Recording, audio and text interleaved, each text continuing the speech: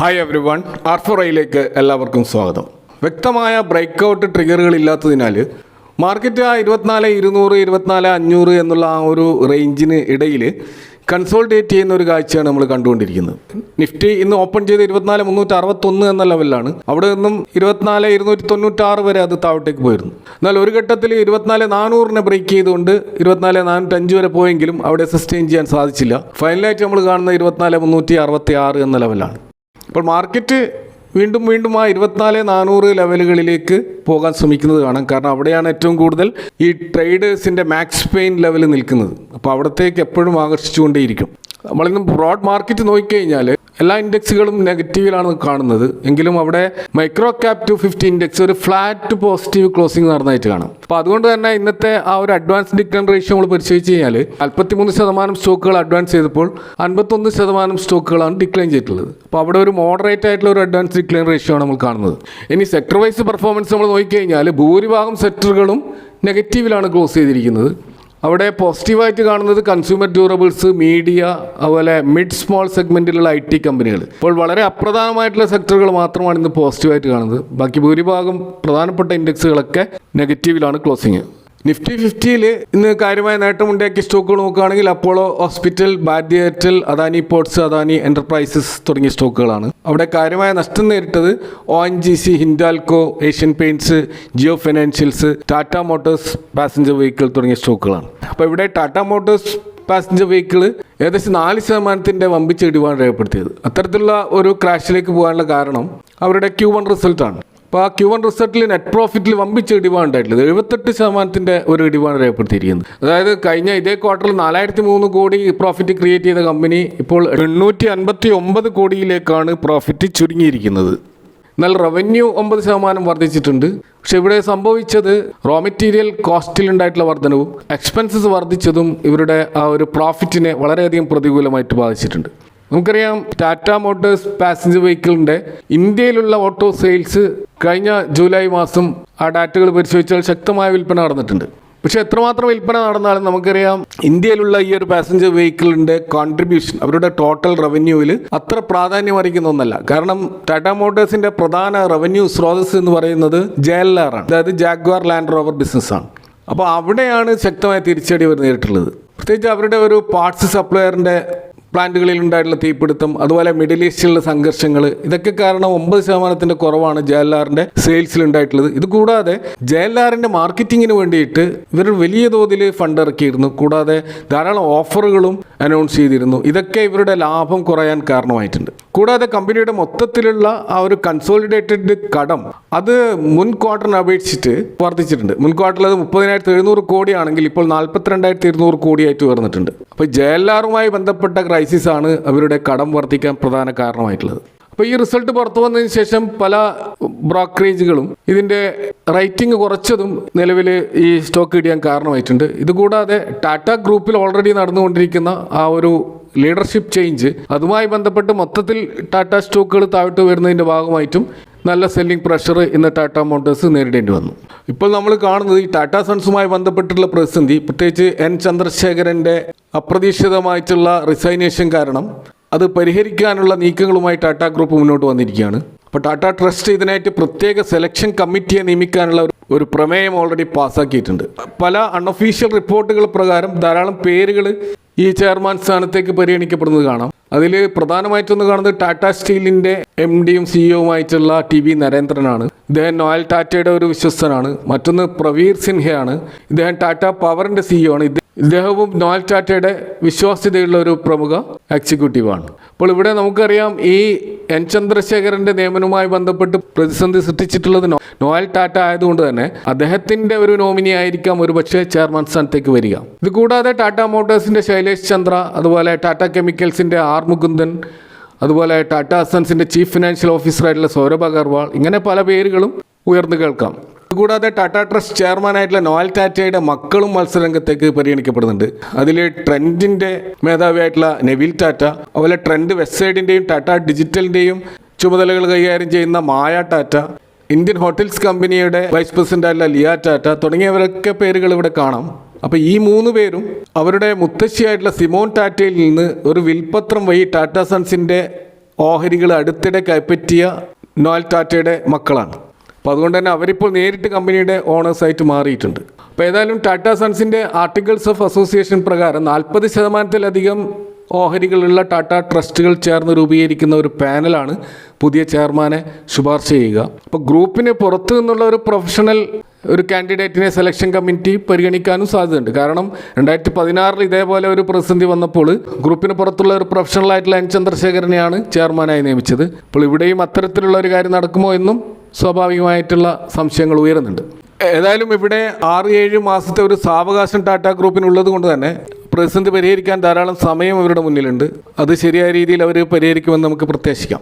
ഇനി നമ്മൾ നമ്മുടെ മാർക്കറ്റിനെ താഴോട്ടേക്ക് പിടിച്ചു വലിച്ചുകൊണ്ടിരിക്കുന്ന US-ഇറാൻ ക്രൈസിസുമായി ബന്ധപ്പെട്ട കാര്യങ്ങളിലേക്ക് വന്നു കഴിഞ്ഞാൽ ഇപ്പോൾ ക്രൂഡ് ഓയിലിൻ്റെ പ്രൈസ് 87 എന്ന റേഞ്ചിലാണ് കാണുന്നത്. ഇപ്പോൾ യഥാർത്ഥത്തിൽ ഹോർമുസ് സ്ട്രെയ്റ്റിൽ നാവൽ ബ്ലോക്കേഡ് വളരെ സ്ട്രോങ് ആയിട്ട് നടക്കുന്നുണ്ട്. അതുവഴിയുള്ള ഓയിൽ ടാങ്കർ മൂവ്മെൻറ്റ് വലിയ പ്രതിസന്ധിയിൽ തന്നെയാണ്. എങ്കിൽ പോലും ക്രൂഡ് ഓയിലിൻ്റെ പ്രൈസ് 87 തന്നെ നിൽക്കുന്നത് തീർച്ചയായിട്ടും വിശദീകരിക്കപ്പെടേണ്ട ഒരു കാര്യമാണ്. അപ്പോൾ യഥാർത്ഥത്തിൽ ഇത്തരം ഒരു ബ്ലോക്കേഡ് വരികയാണെങ്കിൽ ക്രൂഡ് ഓയിലിൻ്റെ പ്രൈസ് 120 മുകളിലേക്ക് പോകേണ്ടതാണ്. അവിടത്തേക്ക് ഇപ്പോൾ പോകാതിരിക്കാനുള്ള ഒരു പ്രധാന കാരണമായിട്ട് നമ്മൾ കാണുന്നത് US എനർജി ഇൻഫർമേഷൻ അഡ്മിനിസ്ട്രേഷൻ്റെ ചില കണക്കുകൾ പ്രകാരം US-ലുള്ള ആ ഒരു ക്രൂഡ് ഓയിലിൻ്റെ ശേഖരം അത് 17.4 ദശലക്ഷം ബാരൽ കൂടുതൽ അമിതമായിട്ട് സ്റ്റോർ ചെയ്യപ്പെട്ടിട്ടുണ്ട് എന്നുള്ളതാണ്. അപ്പോൾ മാർക്കറ്റ് പ്രതീക്ഷിച്ചതിനേക്കാൾ ഉയർന്ന ഒരു റിസർവ് അമേരിക്കയിലുണ്ട് എന്നുള്ളതാണ് ഇപ്പോൾ ഈ ക്രൂഡ് ഓയിൽ പ്രൈസ് ഉയരാതിരിക്കാൻ കാരണം. അപ്പോൾ മിഡിൽ ഈസ്റ്റിലെ ഓയിൽ സപ്ലൈ തടസ്സപ്പെട്ടാൽ പോലും US-ൻ്റെ ഈ വലിയൊരു റിസർവ് ഒരു ബഫറായിട്ട് അല്ലെങ്കിൽ ഒരു സുരക്ഷാ കവചമായിട്ട് അവിടെ ഉണ്ടാകുമെന്ന് ഇൻവെസ്റ്റേഴ്സ് കരുതുന്നുണ്ട്. അപ്പോൾ അതുകൊണ്ട് തന്നെ താൽക്കാലികമായിട്ടുള്ള എണ്ണയുമായി ബന്ധപ്പെട്ടുള്ള ഒരു ക്രൈസിസ് വലിയ ആശങ്കകളില്ലാതെ മുന്നോട്ട് പോവുകയാണ്. ഇതുകൂടാതെ ഹോർമുസ് സ്ട്രെയ്റ്റ് വഴിയുള്ള ഗതാഗതം പൂർണ്ണമായിട്ട് നിലച്ചിട്ടില്ല. പല ടാങ്കറുകളും ട്രാക്കിംഗ് സംവിധാനങ്ങൾ ഓഫ് ചെയ്ത് രഹസ്യമായിട്ട് കടന്നു പോകുന്നുണ്ട്. കൂടാതെ US സൈന്യം ഈ ടാങ്കറുകൾക്ക് സംരക്ഷണവും നൽകുന്നുണ്ട്. കൂടാതെ സൗദി അറേബ്യയുടെ ഈസ്റ്റ് വെസ്റ്റ് പൈപ്പ് ലൈൻ പോലുള്ള ആൾട്ടർനേറ്റീവ് മാർഗ്ഗങ്ങൾ വഴി ഹോർമുസ് സ്ട്രെയ്റ്റ് ഒഴിവാക്കി റെഡ് സീ വഴി എണ്ണ കയറ്റുമതി ചെയ്യുന്നതും ഒരു പരിധിവരെ ഈ ഒരു സപ്ലൈ തടസ്സപ്പെടാതിരിക്കാൻ കാരണമാകുന്നുണ്ട്. അപ്പോൾ ഇതൊക്കെ കാരണമാണ് ക്രൂഡ് ഓയിലിൻ്റെ പ്രൈസ് 87 നിൽക്കുന്നത്. അപ്പോൾ സ്വാഭാവികമായിട്ട് അത് 87 നിൽക്കുന്നത് കൊണ്ടാണ് നമ്മുടെ മാർക്കറ്റും വലിയ തോതിൽ ഇടിവില്ലാതെ ഈ ഒരു റേഞ്ചിൽ കൺസോളിഡേറ്റ് ചെയ്യുന്നത്. ഇനി നമ്മൾ ഇപ്പോഴത്തെ കോർപ്പറേറ്റ് ഏർണിംഗ് റിസൾട്ടുകളുമായി ബന്ധപ്പെട്ടിട്ട് പ്രമുഖ റേറ്റിംഗ് ഏജൻസി ആയിട്ടുള്ള ഇക്ര പുറത്തുവിട്ട ഒരു റിപ്പോർട്ട് കാണാം. അത് പ്രകാരം ഈ FY27 Q1 കമ്പനികളുടെ പ്രകടനം എക്സ്പെക്റ്റേഷനെ ബീറ്റ് ചെയ്തതായിട്ടാണ് അവർ പറയുന്നത്.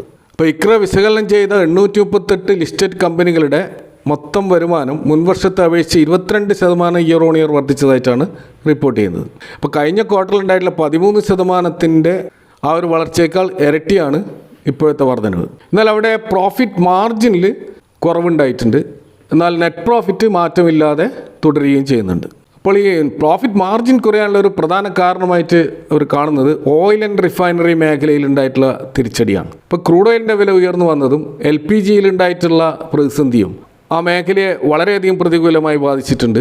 ഓയിൽ ആൻഡ് ഗ്യാസ് മേഖല മാറ്റി നിർത്തിക്കൊണ്ടുള്ള കമ്പനികളുടെ കോർപ്പറേറ്റ് ഏർണിംഗ്സ് പരിശോധിച്ചാൽ നെറ്റ് പ്രോഫിറ്റിൽ 20%-ലധികം വർധനവുണ്ടായിട്ടുണ്ട്. കൂടാതെ ഓപ്പറേറ്റിംഗ് പ്രോഫിറ്റ് മാർജിൻ 19% സ്റ്റേബിളായി നിൽക്കുകയും ചെയ്യുന്നുണ്ട്.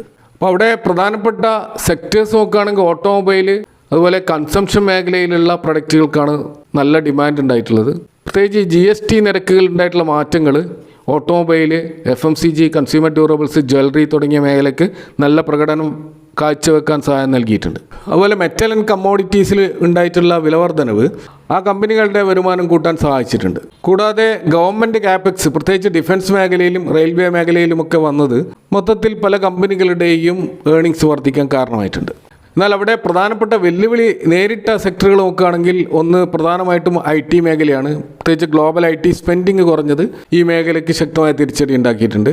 കൂടാതെ സൈക്ലിക്കൽ എക്സ്പോർട്ട് മേഖലകളിലും വമ്പിച്ച തിരിച്ചടി ഉണ്ടായിട്ടുണ്ട്. പ്രത്യേകിച്ച് cement, sugar, textiles, auto components ഇത്തരത്തിൽ എക്സ്പോർട്ട് ഓറിയൻറ്റഡ് ആയിട്ടുള്ള പല മേഖലകളും ശക്തമായ സമ്മർദ്ദം നേരിടുന്നുണ്ട്. അതുകൂടാതെ US ഡോളറിനെതിരെ രൂപയുടെ മൂല്യം കുറഞ്ഞത് ഇറക്കുമതിയുടെ ആ ഒരു ചെലവ് വർദ്ധിപ്പിക്കുകയും പല കമ്പനികളുടെയും വിദേശ നാണ്യത്തിൽ നഷ്ടം വന്നിട്ടുണ്ട്. ഫോറക്സ് ലോസ് ഉണ്ടായിട്ടുണ്ട്. എങ്കിൽ പോലും മൊത്തത്തിലുള്ള ഇക്രയുടെ ഒരു റിപ്പോർട്ട് നമ്മൾ നോക്കിക്കഴിഞ്ഞാൽ ഓയിൽ ആൻഡ് ഗ്യാസ് മേഖല മാറ്റി നിർത്തിക്കൊണ്ട് പരിശോധിച്ചാൽ ഇന്ത്യയുടെ ബിസിനസ് അടിത്തറ വളരെ ശക്തമാണെന്നാണ് Q1 കോർപ്പറേറ്റ് ഏർണിംഗ്സ് റിപ്പോർട്ടുകൾ സൂചിപ്പിക്കുന്നത്. ഇനി നമ്മൾ ഇന്ന് മാർക്കറ്റിൽ ലിസ്റ്റ് ചെയ്ത ഒരു IPO നോക്കുകയാണെങ്കിൽ ടെക്നോക്രാഫ്റ്റ് വെഞ്ചേഴ്സിൻ്റെ IPO ആണ്. അപ്പോൾ 212 എന്ന IPO വിലയിലായിരുന്നു ഇത് വന്നത്. ലിസ്റ്റ് ചെയ്ത് 284 എന്ന പ്രൈസിലാണ്. ഏകദേശം 34% ഒരു ലിസ്റ്റിംഗ് ഗെയിൻ ആണ് അവിടെ ഉണ്ടായിട്ടുള്ളത്. അതേപോലെ ലിസ്റ്റിങ്ങിന് ശേഷവും ശക്തമായ മുന്നേറ്റം ഈ സ്റ്റോക്കിൽ നടന്നതായിട്ട് കാണാം. അങ്ങനെ ഓവറോൾ 46% ഒരു മുന്നേറ്റം ഈ സ്റ്റോക്കിൽ ഉണ്ടായിട്ടുണ്ട്. പക്ഷേ ഇവിടെ നമ്മൾ ശ്രദ്ധിക്കേണ്ട ഒരു കാര്യം, കമ്പനിയുടെ PE റേഷ്യോ 19 എന്ന റേഞ്ചിലായിരുന്നു ഉണ്ടാവേണ്ടിയിരുന്നത്. പക്ഷേ ഇപ്പോൾ അത് ഉയർന്നിട്ട് 26 എന്ന ലെവലിന് മുകളിലേക്ക് പോയിരിക്കുകയാണ്. അപ്പോൾ PE റേഷ്യോ ഈ രീതിയിൽ വലിയ രീതിയിൽ കൂടിയത് കമ്പനി ഇപ്പോൾ ഓവർ വാല്യൂഡ് ലെവലിലേക്കാണുള്ളത്. കാരണം ഇൻഡസ്ട്രി പിയർ ആവറേജ് 23 എന്ന റേഞ്ചിലാണ്. അതുകൊണ്ട് തന്നെ ഏത് സമയം ഈ സ്റ്റോക്കിൽ ഒരു കറക്ഷൻ പ്രതീക്ഷിക്കേണ്ടി വരും. അലോട്ട്മെൻറ്റ് ലഭിച്ചവർ ഈ ഒരു സാഹചര്യത്തിൽ എന്ത് ചെയ്യണമെന്ന് ചോദിച്ചു കഴിഞ്ഞാൽ അവിടെ 3 ഓപ്ഷനുകളാണ് പറയാനുള്ളത്. ഒന്ന്, ലിസ്റ്റിംഗ് ഗെയിനിന് വേണ്ടിയിട്ടാണ് ഈ ഒരു IPOക്ക് അപ്ലൈ ചെയ്തതെങ്കിൽ നിലവിൽ പ്രോഫിറ്റ് ബുക്ക് ചെയ്യുക എന്നുള്ളതാണ് ഫസ്റ്റ് ഓപ്ഷൻ. എന്നാൽ അവിടെ തീർച്ചയായിട്ടും ഒരു കൺഫ്യൂഷൻ ഉണ്ടാവുകയാണെങ്കിൽ, ഇനിയും സ്റ്റോക്ക് പ്രൈസ് ഉയരുകയാണെങ്കിൽ എന്ത് ചെയ്യും എന്ന രീതിയിലുള്ള ഒരു കൺഫ്യൂഷൻ ഉണ്ടെങ്കിൽ അവിടെ നമ്മൾ ചെയ്യേണ്ടത് നമ്മൾ ഇൻവെസ്റ്റ് ചെയ്ത പണം തിരിച്ചെടുക്കുക എന്നുള്ളതാണ്. ബാക്കി വരുന്ന പ്രോഫിറ്റ് അവിടെ ഫ്രീ ആയിട്ട് വളരാൻ അനുവദിക്കുക, അഥവാ പാർഷ്യൽ പ്രോഫിറ്റ് ബുക്ക് ചെയ്യുക എന്നുള്ളതാണ് മറ്റൊരു ഓപ്ഷൻ.